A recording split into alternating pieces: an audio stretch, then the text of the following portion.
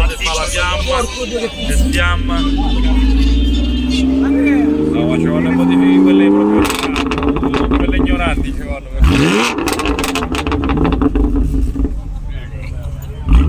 Grazie.